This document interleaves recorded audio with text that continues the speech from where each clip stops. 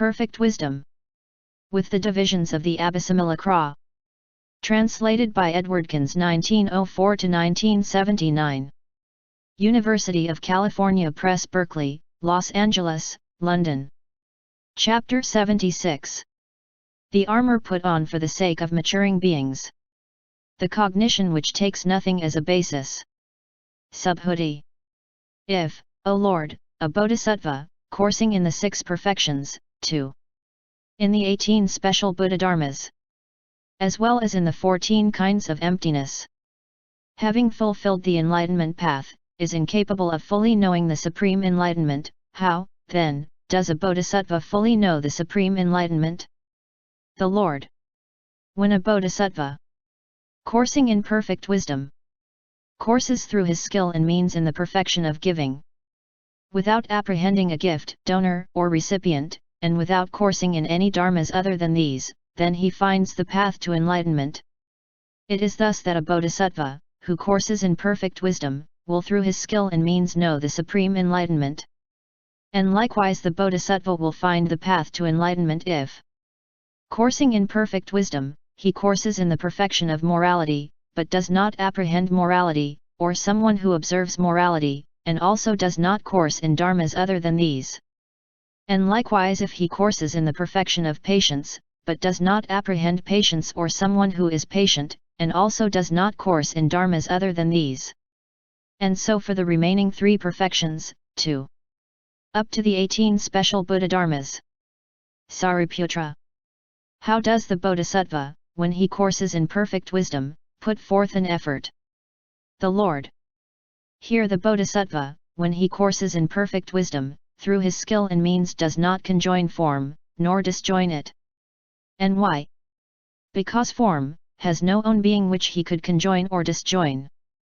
Sariputra. If there exists no own being of any dharma which one could conjoin or disjoin, how does the consummation of perfect wisdom take place, in which the bodhisattva could train? For without having trained in perfect wisdom a bodhisattva is unable to fully know the supreme enlightenment. The Lord. So it is, Sariputra, so it is, as you say. Without having trained in perfect wisdom a bodhisattva is unable to fully know the supreme enlightenment. But it can be done through skill and means, though not without it. If the bodhisattva, who courses in perfect wisdom, would apprehend the own being of any dharma, then he might grasp at it. Since, however, he does not apprehend it, how can he grasp at it, as this is the perfection of wisdom, too? Even a bodhisattva he does not apprehend, how can he grasp at him? Ungraspable are the perfection of wisdom, too. The buddhadharmas. This perfection is an ungraspable perfection, i.e. the perfection of wisdom. In it the bodhisattva should train.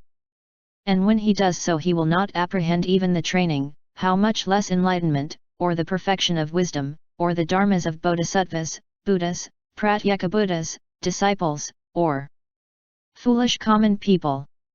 And why? Because there exists no own being of any dharma whatsoever. When thus all dharmas have no own being, what is a common person, what a stream winner, too? What a Tathagata? When these persons cannot be apprehended, then wherefrom can these dharmas become manifest, by which one could define that this is a common person, too? This is a Tathagata? Sariputra. When all dharmas are non-entities, how should one interpret the canonical text which says that this is a common person, too? This is a Tathagata? The Lord. Is form an entity, or something truly existent in the way in which the foolish common people have settled down in it? Sariputra. No, O Lord, except by way of perverted views.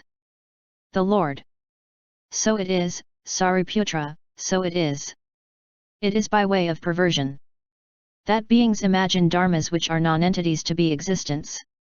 It is because of this that a bodhisattva, who courses in perfect wisdom and who sees, through this skill and means, all dharmas as non-entities, sets out for the supreme enlightenment. The maturing of beings. Sariputra. What is the skill and means of the bodhisattva by which, seeing all dharmas as non-entities, he sets out for the Supreme enlightenment. The Lord.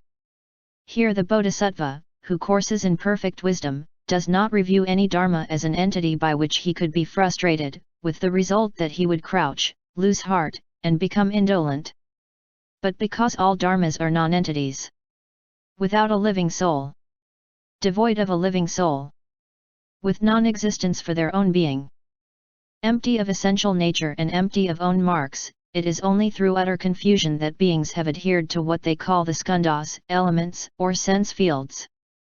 Therefore the bodhisattva, who beholds all dharmas as having non-existence for their own being, as empty of essential nature, and as empty of own marks, courses in perfect wisdom, sustains himself on a personality, which is like a magical illusion or like space, and demonstrates dharma to beings.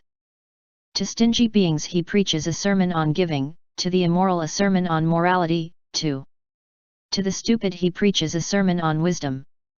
And when those beings have become established in giving, in the perfection of wisdom, then he finally preaches to them a sermon which is holy, leading to going forth and to penetration, and by which they attain the fruit of a stream winner, the knowledge of all modes. Sariputra.